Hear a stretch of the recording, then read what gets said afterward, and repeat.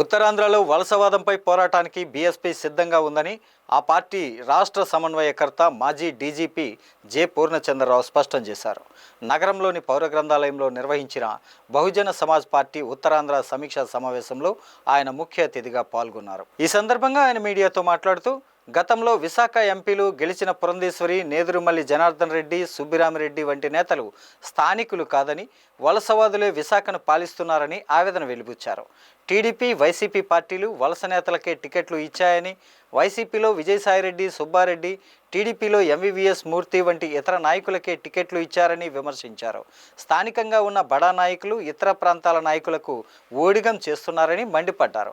దీంతో బడుగు బలహీన వర్గాలు చట్టసభలో అడుగు పెట్టలేదని ఆవేదన వ్యక్తం చేశారు. ఉత్తరాంధ్ర ప్రాంతం అంతా కూడా అప్పుడు వాళ్ళ రాజకీయ నాయకులు వలస రాజకీయ నాయకుల చేతిలోకి వచ్చేసింది. అంటే ఇక్కడ అంతా కూడా మీరు చూడండి, అర్ధరాత్రికి అర్ధరాత్రే ఒక క్యాండిడేట్ని డిక్లేర్ చేస్తారు. సీఎం రమేష్ ఆయన్ని పార్లమెంట్ అభ్యర్థిగా డిక్లేర్ చేస్తారు. ఇక్కడ అది ఎక్కడ చిత్రమో చూడండి. కడప నుంచి వెలమ సామాజిక వర్గం నుంచి వచ్చిన ఆయన ఉత్తరాంధ్ర వెనుకబడిన ప్రాంతంలో ఒక పార్లమెంట్ సెగ్మెంట్కి ఎంపీ క్యాండిడేట్గా సీఎం రమేష్ అనే ఆయన వస్తాడు.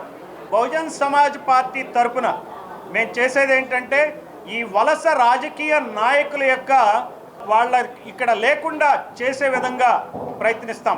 వైజాగ్లో మీరు ఎంపీ అభ్యర్థులను చూస్తే ఎప్పుడు కూడా ఎలక్ట్ అయిన వాళ్ళు మీరు చూసుకుంటే కనుక నేదురుమల్లి జనార్దన్ రెడ్డి ఇక్కడ ఆయన కాదు, సుబ్బరామిరెడ్డి ఇక్కడ ఆయన కాదు, పురంధరేశ్వరి ఇక్కడ ఆయన కాదు.